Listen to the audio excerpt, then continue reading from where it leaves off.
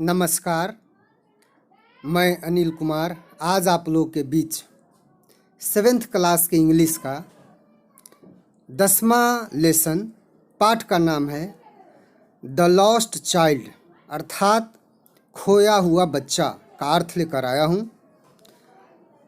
इस कहानी के लेखक मुल्क राज आनंद जी हैं। तो पहले हम लोग वार्मर जानते हैं, फिर विस्तार से पाठ को समझेंगे। तो शुरू करते हैं। Have you ever been to a fair? क्या आप कभी मेला गए हैं? डिड यू गो एलोन और विथ समवन? क्या आप वहाँ अकेले गए थे या किसी के साथ? Were you separated from the persons you went with? क्या आप जिस व्यक्ति के साथ गए थे उससे अलग हो गए थे? How did you feel at that time? आप उस समय कैसा महसूस कर रहे थे या करते थे? अब चलते हैं टेक्स्ट की ओर।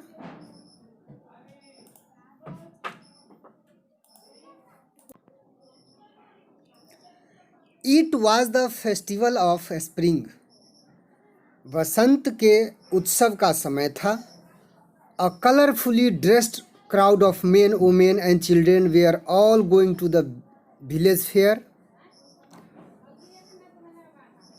पुरुष, महिला और बच्चे रंग बिरंगे पोशाक पहने हुए गांव की मेला में जा रहे थे।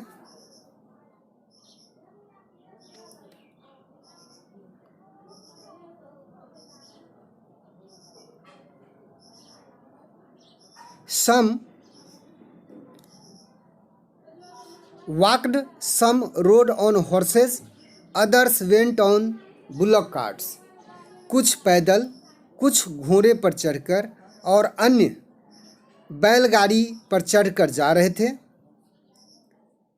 One little boy ran, brimming over with life and laughter, to keep pace with his parents. एक छोटा सा बालक जीवन और हंसी से भरपूर अपने माता पिता के कदमों के साथ दौड़ते हुए जा रहे थे।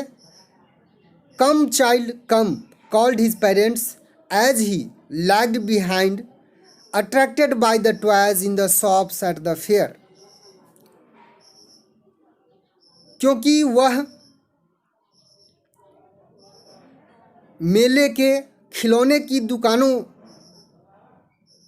से आकर्षित होकर पीछे छूट जाता था, उसके माता पिता पुकारते थे, आओ बच्चे आओ। He hurried towards his parents, his feet obedient to their calls, his eyes still on the toys. वह शीघ्रता से अपने माता पिता की ओर बढ़ा। उसके पैर उनकी आवाज़ों का अनुसरण कर रहे थे।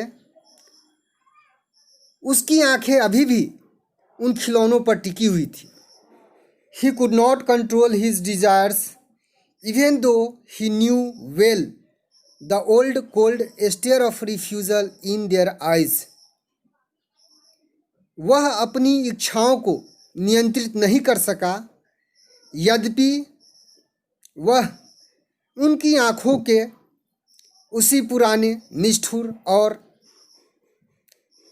अस्वीकार भरी जवाब को जानता था।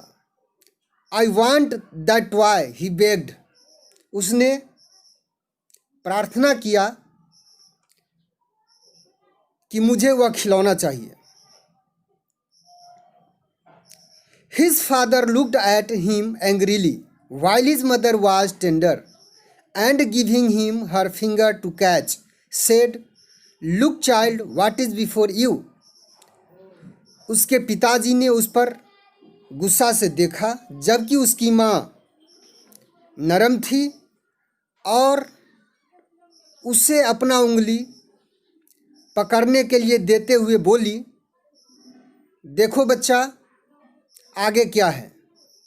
The faint disgust of the child's unfulfilled desire disappeared When the pleasure of what was before him filled his eager eyes.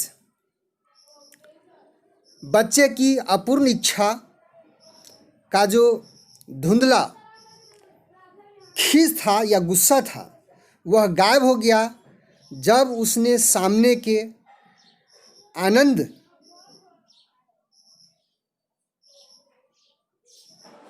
से अपनी उत्सुक आंखों को संतुष्ट कर लिया।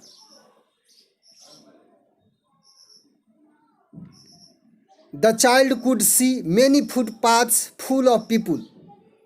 बच्चे लोगों से भरे हुए अनेक पगडंडियों को देख सकता था। He felt at once afraid of. वह तुरंत डर गया।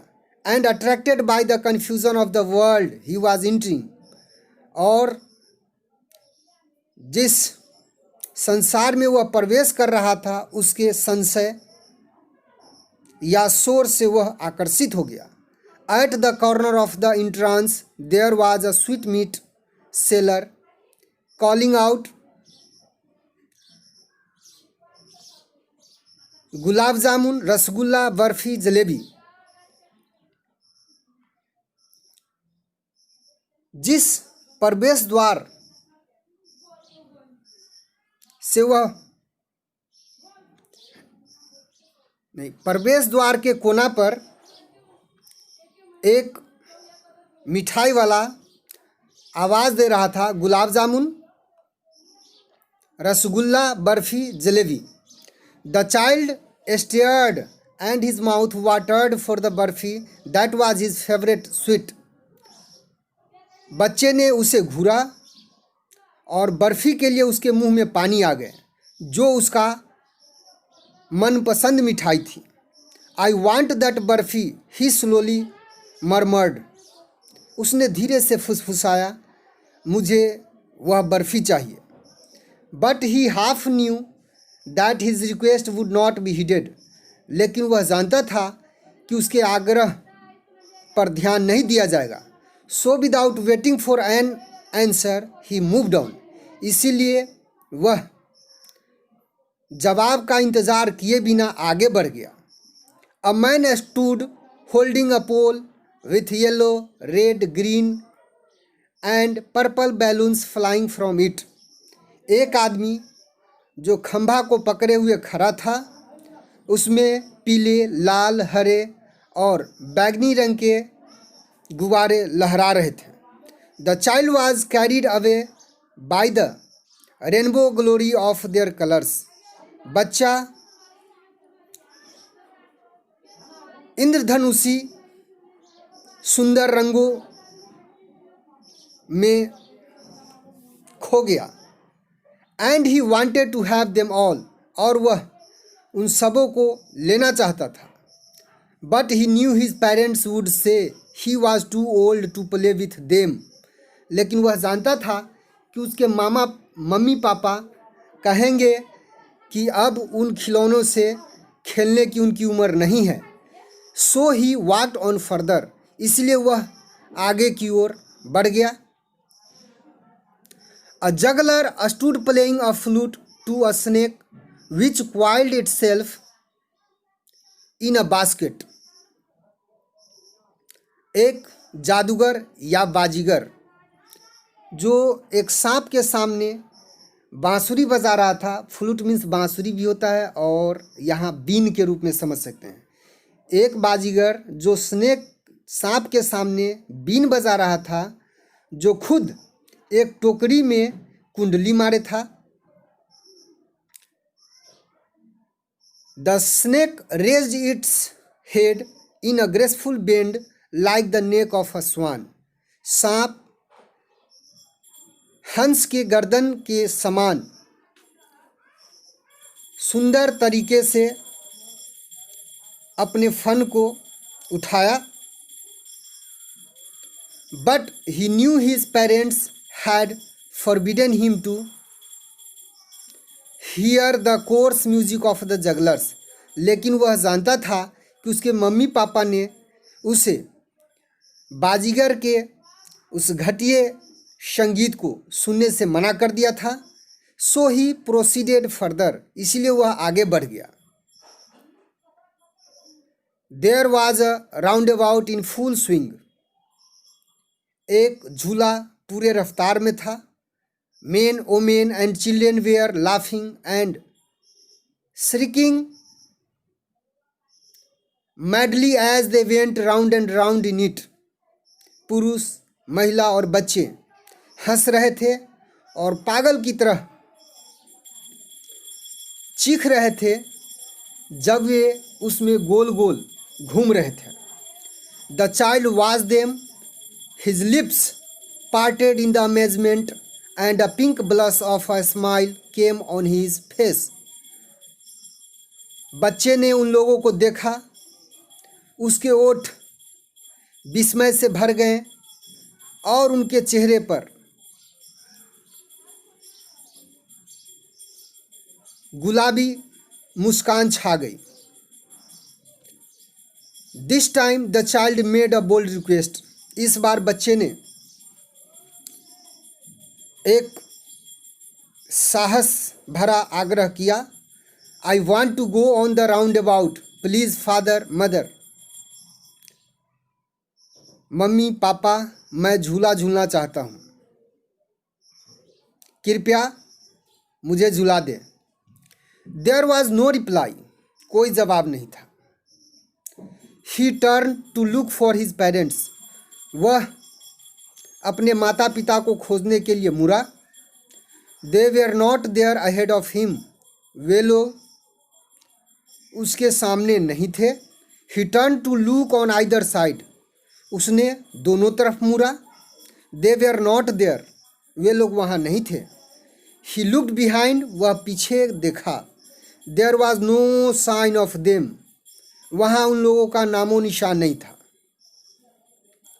अ full deep cry rose within his dry throat and with a sudden jerk of his body he ran from where he stood crying in fear mother father. उनके सूखे गले से एक जोरों की रोने की आवाज़ निकली और अचानक उसने अपने शरीर को झटका देते हुए जहाँ वह खड़ा था वहाँ से डर से चिल्लाते हुए मम्मी पापा करते हुए दौड़ा। Tears roll down from his eyes hot and fierce, उनकी आंखों से गर्म और भयावह आंसू बह रहे थे। He ran to one side first then to other not knowing where to go, बीजना जाने हुए कि कहाँ जाएं, वह पहले इधर गया उसके बाद उधर। Mother father he cried again and again, मम्मी पापा वह बार बार चिल्ला रहा था। Every little inch of space in the fair ground was crowded with people, मेला के स्थल का एक एक इंच लोगों से भरा हुआ था। The child might have been crushed under foot had he not cried in a loud voice father mother, बच्चा पैर से कुचल सकता था यदि वह जोरों की आवाज़ में मम्मी पापा नहीं चिल्लाता। A man heard his cry and bending down with great difficulty lifted him up the arms, एक आदमी ने उसकी रोने की आवाज़ सुनी और बड़ी मुश्किल से नीचे की ओर झुकते हुए उसने उसे अपनी बाहों में उठाया। How did you get here child, बच्चे तुम यहाँ कैसे आ गए। हुज बेबी आर यू, तुम किसके बच्चे हो। The child wept more and cried I want my mother I want my father, बच्चे ने और अधिक रोया और चिल्लाया, मुझे मेरी मम्मी चाहिए, मेरे पिताजी चाहिए। The man try to comfort him by taking him to the roundabout, उस आदमी ने उसे झूले की ओर ले जाकर उसे तसल्ली देने की कोशिश की। Will you have a ride on the horse, he gently asked, उसने विनम्रता से पूछा, क्या तुम घोड़े पर चढ़ोगे। The child's throat tore into 1,000 sobs, बच्चे के गले से हजारों सिसकियां निकल रही थी। Listen to that nice music child, he pleaded when they reach the juggler. जब वे बाजीगर के पास पहुँचे तो उन्होंने विनती किया कि बच्चे उस सुंदर संगीत को सुनो। But the child shut his years with his fingers. लेकिन बच्चे ने अपने कान को अपनी उंगलियों से बंद कर लिया। Would you like a balloon, he asked lovingly. उसने प्यार से पूछा, क्या तुम गुब्बारे लोगे? But the child just sobbed. लेकिन बच्चा केवल सिसकता रहा। What sweets would you like, child? The man asked. उस व्यक्ति ने पूछा कि तुम कौन सी मिठाई लोगे? The child turned his face away from the sweet shop and only sobbed. बच्चे ने मिठाई की दुकान से अपना मुख मोड़ लिया और केवल सिसकता रहा। I want my mother, I want my father. मुझे मेरी माँ चाहिए, मुझे मेरे पिताजी चाहिए। और इस प्रकार से इस कहानी का भाव पूरा होता है। अब हम लोग बात करते हैं इसके कुछ डिफ़िकल्ट जो वर्ड्स है उसके माने को समझ लेते हैं ऊपर से, और इन्हें आप लोग अपने कॉपी में लिख लेंगे। चलिए, लॉस्ट मीन्स होता है खोया हुआ, चाइल्ड मीन्स बच्चा, फेयर मीन्स मेला, एलोन मीन्स अकेला, समवन मीन्स किसी के साथ, किसी कोई एक, सेपरेटेड मीन्स अलग हुआ, फील मीन्स अनुभव करना, फेस्टिवल मीन्स त्यौहार, स्प्रिंग मीन्स बसंत, कलरफुली मीन्स रंग बिरंगा, क्राउड मीन्स भीड़,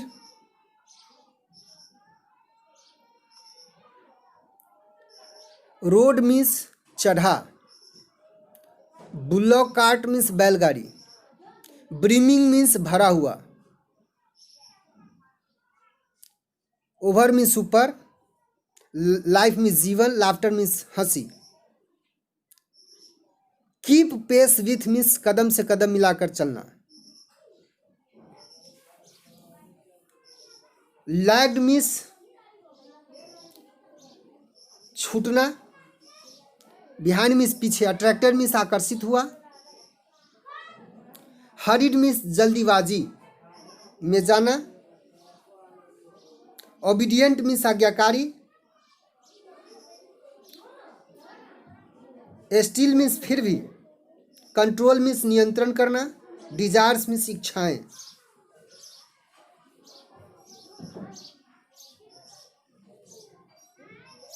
इवेन मीन्स यहाँ तक कि दो माने यद्यपि, रिफ्यूजल मीन्स अस्वीकृति, स्टेयर ऑफ रिफ्यूजल मीन्स अस्वीकृति भरा जवाब,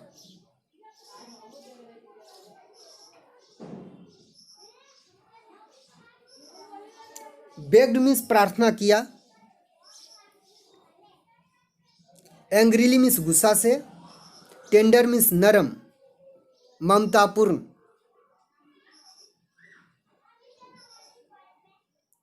फेंट मीन्स अस्पष्ट धुंधला, डिस्गस्ट मीन्स चीढ़ या गुस्सा, अनफुलफिल्ड मीन्स अपूर्ण, डिजायर मीन्स इच्छा, डिसअपियर्ड मीन्स गायब हो गया, प्लेजर मीन्स आनंद, फील्ड मीन्स भर दिया, ईगर मीन्स उत्सुक इच्छुक, फुटपाथ मीन्स पगडंडी, एट वंस मीन्स तुरंत, अफ्रेड ऑफ मीन्स डर जाना, अट्रैक्टेड मीन्स आकर्षित हुआ, कन्फ्यूजन मीन्स संशय, इंटरिंग मीन्स प्रवेश, कॉर्नर मीन्स कोना, इंट्रांस मीन्स प्रवेश, स्वीट मीट सेलर मीन्स मिठाई वाला,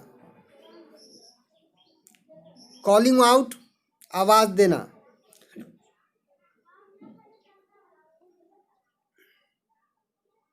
स्टेयर्ड मीन्स घूरा, माउथ वाटर्ड मीन्स मुंह में पानी आ गया, फेवरेट मीन्स मनपसंद प्रिय, स्लोली मीन्स धीरे धीरे, मरमर्ड मीन्स फुसफुसाया, बुदबुदाया। हीटेड मीन्स ध्यान दिया गया। मूव डाउन मीन्स आगे बढ़ा। स्टूड मीन्स खड़ा था। होल्डिंग मीन्स पकड़े हुए। पोल मीन्स खंभा, लाठी। फ्लाइंग मीन्स उड़ते हुए, लहराते हुए। कैरिड अवे मीन्स खो गया। ग्लोरी मीन्स सुंदर। कलर्स मीन्स रंग।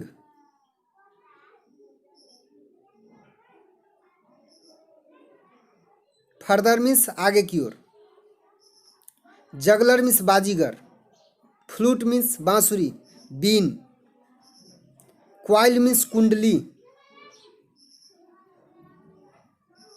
बास्केट मीन्स टोकरी। रेज मीन्स उठाया। हेड मीन्स सिर। ग्रेसफुल मीन्स सुंदर। बेंड मीन्स झुका हुआ। नेक मीन्स गर्दन। फॉरबिडन मना किया। कोर्स मीन्स घटिया, बेसुरा। म्यूजिक मीन्स संगीत।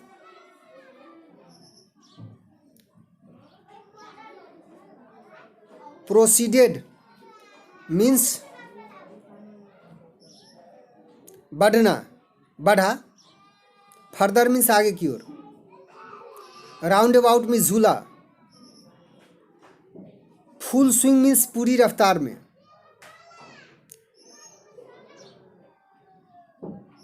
श्रिकिंग मीन्स जोर से चीखना। मैडली मीन्स पागल की तरह। राउंड एंड राउंड मीन्स गोल गोल घूमना, चक्कर लगाना।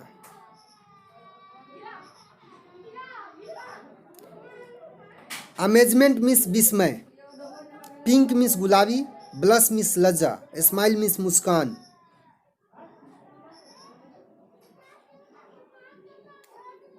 बोल्ड मीन्स निर्भय, साहसी।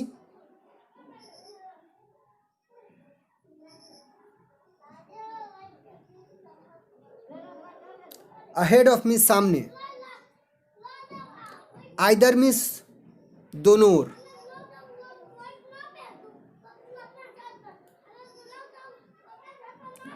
थ्रोट मीन्स गला। सडन मीन्स अचानक। जर्क मीन्स झटका।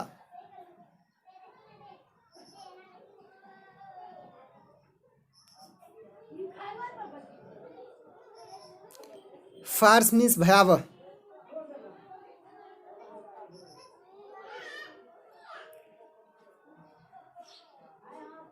स्पेस मीन्स स्थान, अंतरिक्ष। फेयर ग्राउंड मीन्स मेला का स्थान। क्राउडेड मीन्स भीड़ भरा। क्रस्ट मीन्स कुचलना। अंडरफुट मीन्स पैर के नीचे।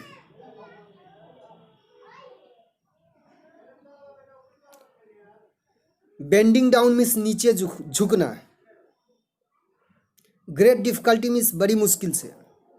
लिफ्टेड मीन्स उठाया।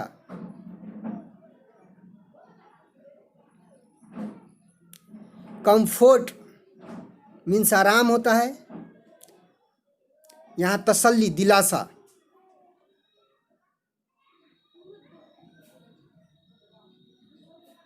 Soft means सिसकियाँ।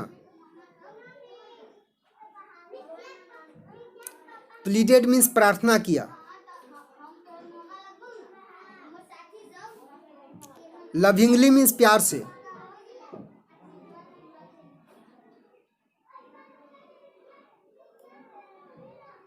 और इस प्रकार से इसमें जो भी कठिन शब्द थे उसका वर्ड मीनिंग हम लोगों ने देख लिया। अब हम लोग आगे चलते हैं इसके प्रश्न उत्तर की ओर। लेट्स कंप्रीहेंड, हम लोग समझे। थिंक एंड टेल, सोचिए और कहिए। Answer the following questions orally. तो ये 4 प्रश्न हैं। What were the means that people use to go to the fair. वो कौन से साधन थे जिनके जरिए लोग मेला में जा रहे थे। What sweetmeats were being sold in the fair. मेला में कौन सी मिठाइयाँ बेची जा रही थी। Name the things that attracted the child. उन चीज़ों का नाम बताइए जो बच्चे को आकर्षित किया। Why was the child so frightened when he did not find his parents. लड़का जब अपने मम्मी पापा को नहीं पाया तो क्यों डर गया। तो ये प्रश्न है, इसका जवाब अब समझ में आ जाएगा। ये है इसका जवाब, इसे आप लोग अपने कॉपी में नोट कर लें। बहुत सिंपल है, ये ए का जवाब है। उसी प्रकार से ये बी का जवाब है। वीडियो पॉज करके आप इन्हें लिख लेंगे। उसी प्रकार से ये सी का जवाब है और अगला ये डी का जवाब है। अब हम लोग चलते हैं अगले प्रश्न की ओर।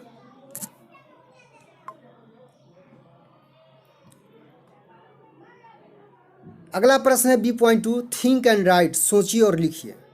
कहता है राइट ट्रू और false in the space provided next to each sentences.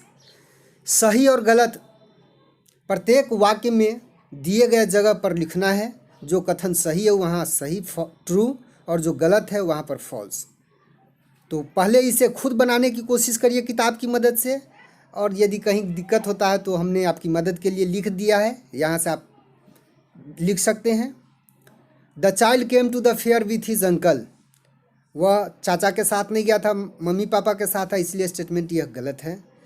The child was happy when he entered the fair. सही, जब मेला में पहुंचा तो वो खुश था। The child did not want to by the balloons. वह खरीदना चाहता था लेकिन यह करा नहीं चाहता था, ये गलत स्टेटमेंट है। अगला है there were very few people in the fair. Very few people करा, बहुत कम लोग थे, जबकि वहाँ बहुत ज़्यादा लोग थे, 1-1 इंच भरा हुआ था, तो स्टेटमेंट गलत है। The child's parents had told him to listen to the flute. बच्चे के माँ बाप ने उसे बीन सुनने के लिए कहा था, गलत बात है, मना कर दिया था। The juggler was selling sweets. बाजीगर तो सांप नचा रहा था, यहाँ कह रहा है मिठाई बेच रहा था, तो ये कथन भी गलत है। There were camels in the fair. मेला में ऊँट था, ये भी गलत है। The child's favourite sweet was gulab jamun. तो उसका तो फेवरेट स्वीट बर्फ़ी था, तो ये भी स्टेटमेंट गलत है। चलते हैं आगे। Tick the correct options for each of the following. निम्नलिखित में जो सही विकल्प है उसमें टिक लगाइए। What did the boy start crying. लड़का क्यों रोना शुरू कर दिया। तो because his parents were not buying him the things he wanted. क्योंकि उसके मम्मी पापा उससे वो चीज़ नहीं खरीद देते थे जो चाहते थे। Because a man had picked him up. क्योंकि एक आदमी ने उसे उठा लिया था। Because he lost his parents. क्योंकि उसके मम्मी पापा खो गए थे। Because a snake had beat him. क्योंकि एक स्नेक ने उसको सांप काट लिया था। तो सबसे सटीक जवाब ये है, सी इसका जवाब होगा। उसी प्रकार से अगला देखते हैं। Which of this things the man did not offer to the child. कौन सी चीज़ उस आदमी ने बच्चे को नहीं दिया। अ कैमल राइड, घोड़ ऊँट पर चढ़ाया। बैलून्स के लिए कहा था। स्वीट्स, मिठाई के लिए कहा था। झूला में झूलने के लिए कहा था। कैमल पर चढ़ाने की बात नहीं की थी, तो ये ऑप्शन हमारा गलत है। चलिए आगे चलते हैं। Which of the following according to you the child may have felt when he was lost in the fair.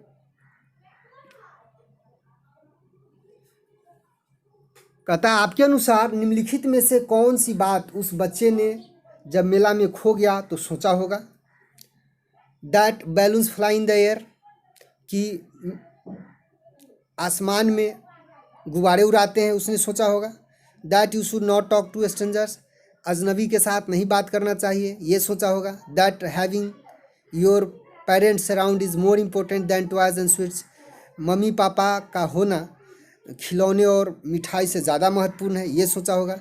That you should not stare at the round about swing, आपको उस झूले को नहीं घूर घूर कर देखना चाहिए। तो इसका बिल्कुल सटीक जवाब ये है, उसने यही सोचा था कि सबसे ज़्यादा महत्वपूर्ण हमारे मम्मी पापा हैं। अगला प्रश्न देखते हैं। Answer each of the following question in not more than 50 words. कहता है निम्नलिखित प्रश्नों का उत्तर 50 से अधिक शब्दों से ज़्यादा नहीं होना चाहिए, उससे कम जो 30, 35, 40, 45। तो प्रश्न समझा देता हूँ, जवाब आपको बढ़िया से समझ में आ जाएगा। जवाब मैंने लिख के रख दिया है, तो पहले प्रश्न समझते हैं फिर जवाब की ओर चलते हैं। When was the fair held, मेला कहाँ लगा हुआ था। How were the people going to the market, लोग कैसे बाजार जा रहे थे। How was the difference between the father's and mother's reaction when the child asked for a toy, जब बच्चे खिलौने के लिए बोला तब उसके मम्मी और पापा के अलग अलग क्या प्रतिक्रिया थी। There were times when the child wanted to stop and buy some things, but he did not do so. Why? कई बार ऐसा था कि लड़का रुककर कुछ चीज़ों को खरीदना चाहता था, लेकिन वह वैसा नहीं कर सका। क्यों? Do you think that the child would have found his parents? क्या आपको लगता है कि बच्चा ने अपने मम्मी पापा को पा लिया, पता लगा लिया? Give reasons for your answer. आप अपने जवाब के लिए कारण बताइए। तो ये 5 प्रश्न है, इसका जवाब हमने लिख दिया है, इसे आप नोट कर ले। ये है B.2.2 का पहला प्रश्न का जवाब है। उसी प्रकार से ये दूसरे प्रश्न का जवाब है। आप इन्हें पढ़िए, बहुत इजी है। यदि कहीं पर कोई शब्द कठिन लगता है, नहीं समझ में आता है, तो आप हमें कमेंट करेंगे। उसी प्रकार से ये चौथे प्रश्न का जवाब है। और नेक्स्ट यह हमारा 5वें प्रश्न का जवाब है। वीडियो पॉज करके आप इन्हें नोट कर लें। अब हम लोग चलते हैं अगले प्रश्न की ओर। अब हमारा अगला प्रश्न है,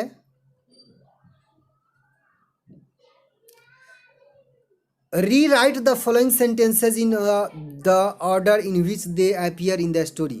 कहता है कहानी में जिस प्रकार से वे क्रमगत तरीके से आए हैं, वैसे ही इनको नीचे दिए गए वाक्यों को फिर से सही क्रम में सजाना है।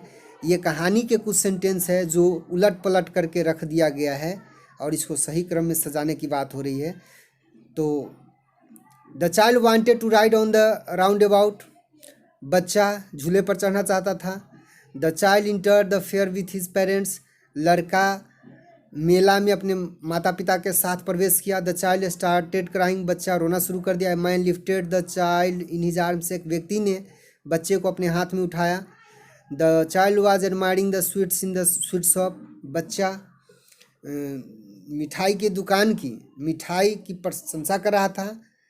The child found that he was not with his parents. बच्चा को पता चला कि वह अपने मम्मी पापा के साथ नहीं है। The snake was coiling himself in his basket. सांप खुद एक टोकरी में कुंडली मारे हुआ था। The child asked for the toy. बच्चा ने खिलौना खरीदने के लिए कहा। तो इसको हम क्रम में सजाते हैं। पहले खुद अपने से कोशिश करिए। वैसे मैंने सजा दिया, तो सबसे पहले बी होगा, उसके बाद एच, उसी प्रकार से ई, जी, ए, एफ, सी और डी। आप इन्हें लिख सकते हैं, ये सही क्रम है। अब हम लोग आगे चलते हैं। कहता है वर्ड स्टडी, शब्द का अध्ययन करिए। कंपाउंड वर्ड्स, संयुक्त शब्द। The word fair ground is a combination of words fair and ground. Fair ground जो शब्द है वह मिश्रण है फेयर और ग्राउंड का, संयुक्त रूप है, मिलकर बना हुआ है। The compound word refers to the ground where the fair was being held. Ground मतलब द कंपाउंड वर्ड, यह जो संयुक्त शब्द है, रेफर्स टू संबंध बताता है the ground where the fair was being held, उस स्थान से जहाँ पर मेला लगा हुआ था। Can you guess what the following words refer to. क्या आप बता सकते हैं कि निम्नलिखित शब्द का संबंध किस चीज़ से है? फुटपाथ। तो इसका मतलब है the path where people walk on foot. वह रास्ता जहाँ लोग पैदल चलते हैं उसको फुटपाथ कहते हैं। उसी प्रकार से अगला है bullock cart. A cart which is carried by bullock, एक गाड़ी जिसे बैल के द्वारा खींचा जाता है। Book shelf, a place where book is kept, एक स्थान या वह स्थान जहाँ पर किताब को रखा जाता है। Roommate, one who lives in the same room, वह जो एक ही रूम में रहता है रूममेट कहलाता है। Classmate, one who studies in the same class, जो एक वर्ग में साथ साथ पढ़ता है उसको क्लासमेट कहते हैं। Black board, the board which is black या ब्लैक इन कलर, जो बोर्ड काला है या जिस बोर्ड का रंग काला उसे ब्लैक बोर्ड कहते हैं। आगे चलते हैं हम लोग। सीजन्स, कहता है flower is associated with spring season. फूल का संबंध वसंत ऋतु से है। Similarly fan is associated with summer season, पंखा का संबंध ग्रीष्म ऋतु से है।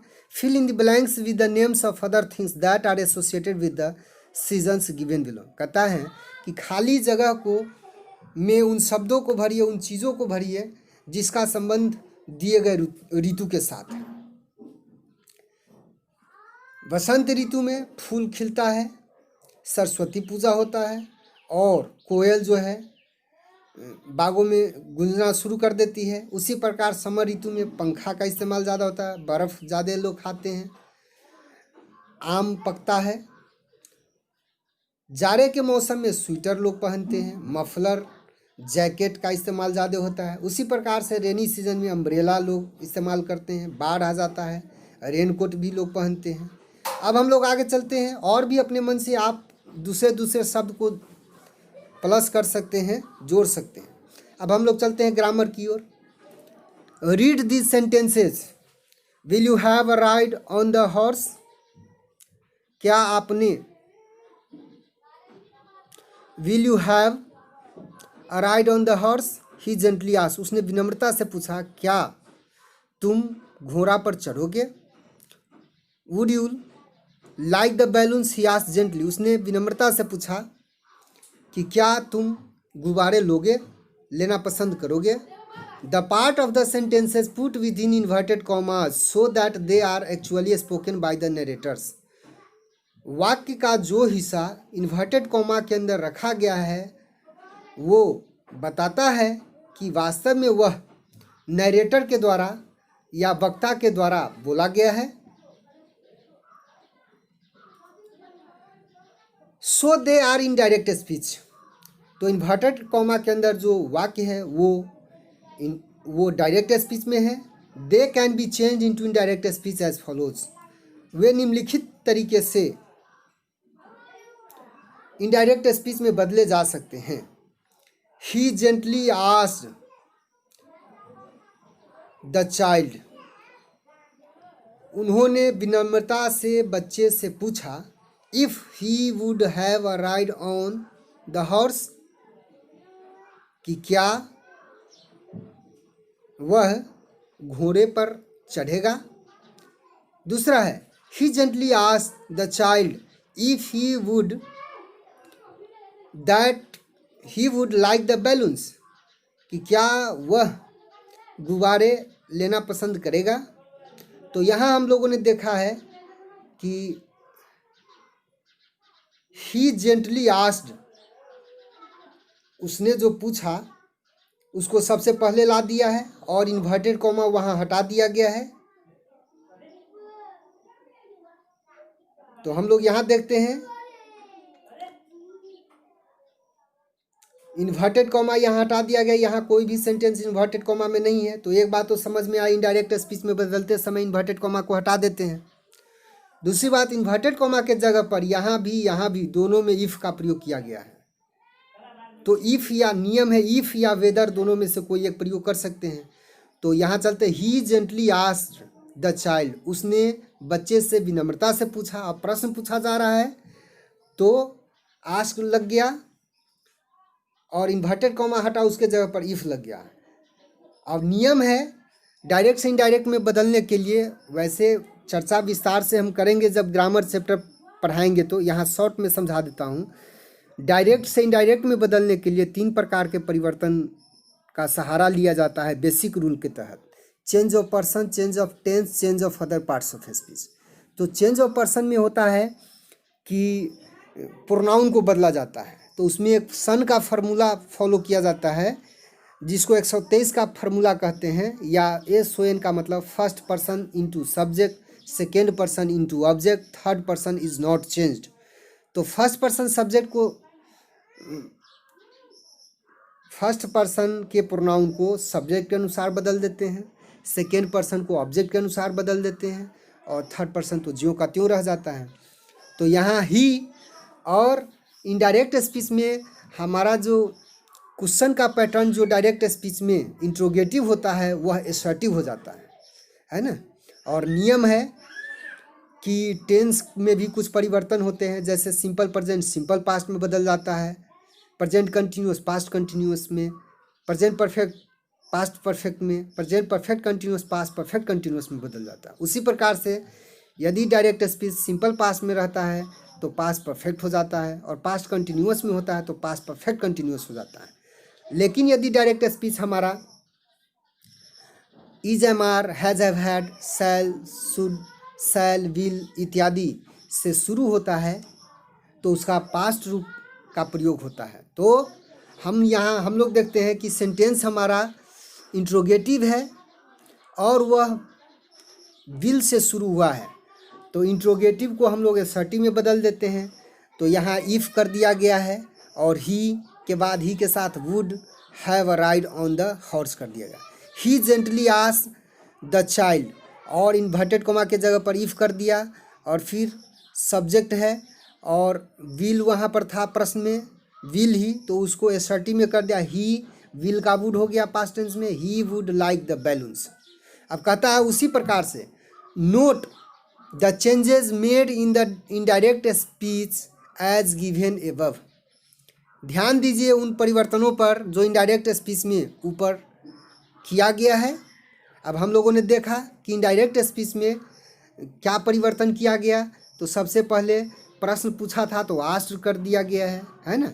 इन्वर्टेड कॉमा को हटा दिया गया, इन्वर्टेड कॉमा के जगह पर इफ का प्रयोग किया गया है।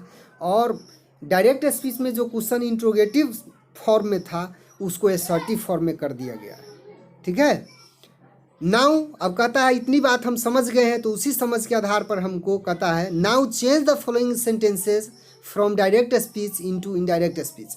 अब आप निम्नलिखित वाक्यों को डायरेक्ट स्पीच से इनडायरेक्ट स्पीच में बदलिए।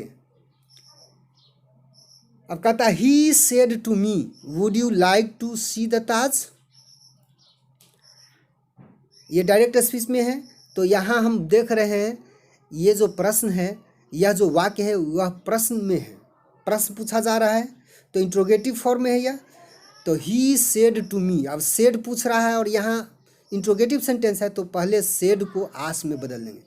तो ही आस्क्ड मी, और आस्क के बाद प्रीपोजिशन टू हट जाता है, ऐसा नियम कहता है। तो ही आस्क्ड मी और इन्वर्टेड कॉमा को हमको हटाना है, तो उसके जगह पर इफ आ गया। अब कहता है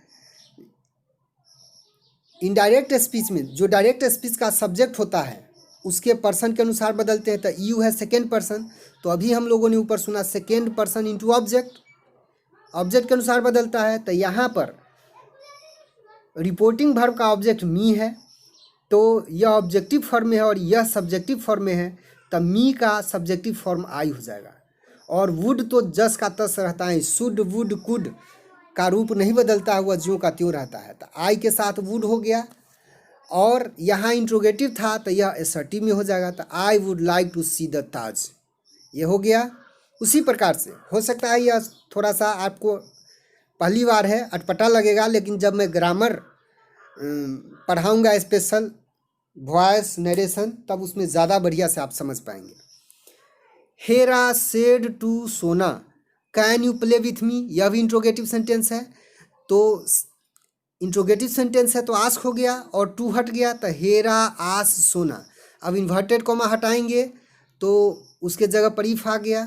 अब कहता है इसका सब्जेक्ट है यू, तो यह सेकेंड पर्सन है, तो सेकेंड पर्सन इनटू ऑब्जेक्ट, तो सब्जेक्ट ये है, ऑब्जेक्ट सोना है, तो उसकी या तो उसका नाम लिखेंगे या उसके लिए उचित प्रोनाउन का प्रयोग करेंगे। तो यह लड़की है तो इफ़ सी हो गया। अब यहाँ इंट्रोगेटिव फॉर्म में था तो इसको असर्टिव फॉर्म में लाएंगे। तो कैन का होता है पास्ट, कुड, तो if she could play with. अब यहाँ है मी है ऑब्जेक्टिव फॉर्म, फर्स्ट पर्सन है, तो first person into subject Hera, लड़की है, तो इसका जो ऑब्जेक्टिव फॉर्म होगा हेरा के लिए हर का उचित प्रोनाउन है हर, तो हर हो गया। उसी प्रकार से अगला देखते हैं। The teacher say to the students do you like travelling. शिक्षक ने छात्रों से पूछा क्या तुम यात्रा करना पसंद करते हो, क्या तुम्हें घूमना अच्छा लगता है। अब यहाँ भी प्रश्न पूछा गया है, तो चलिए पहले तो हम समझ जाएंगे the teacher asked the students, यहाँ तक कोई दिक्कत नहीं है। अब इन्वर्टेड कॉमा हटाना है तो नियम का ताइफ लगा दीजिए।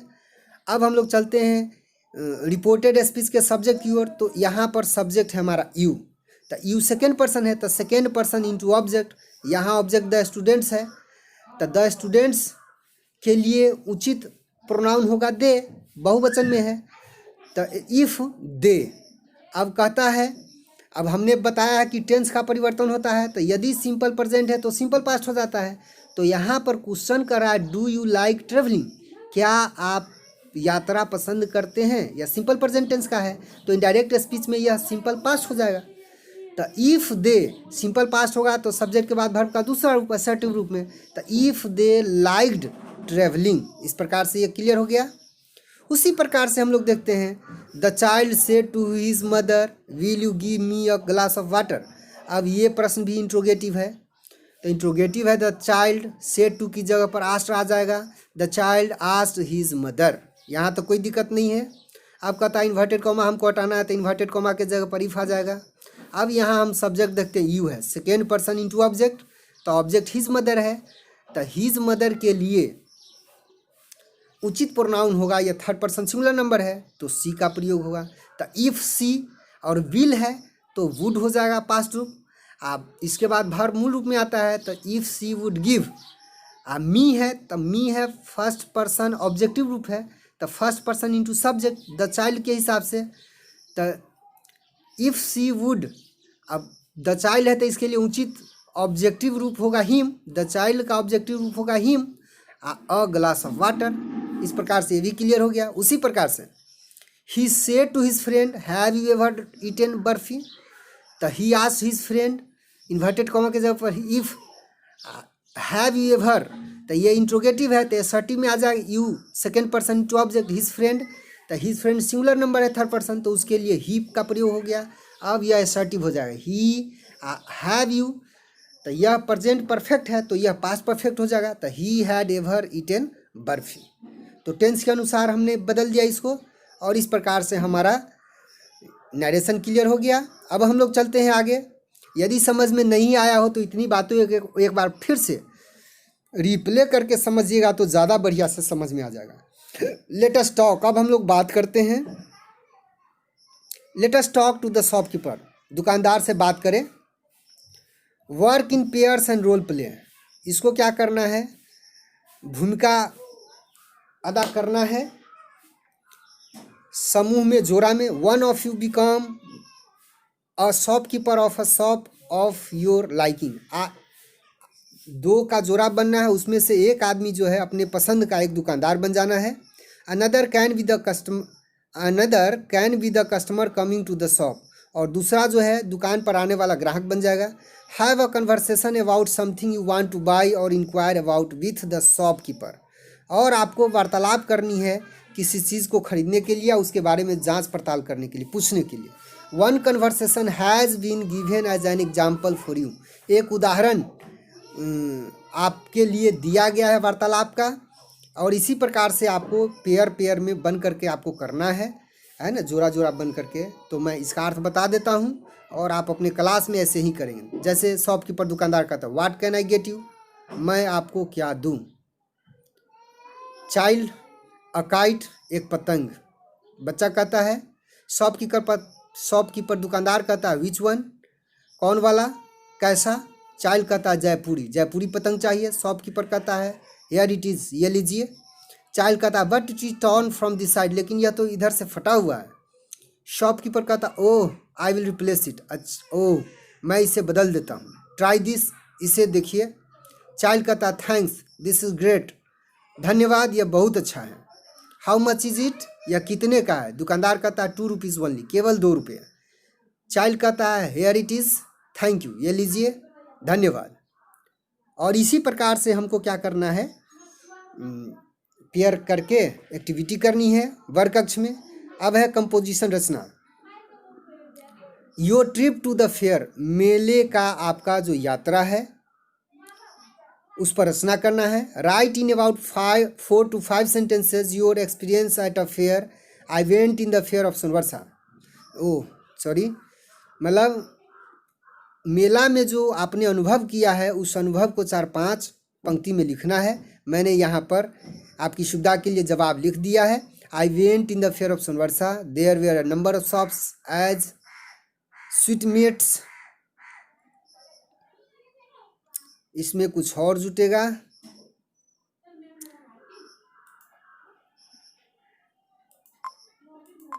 स्वीटमीट्स,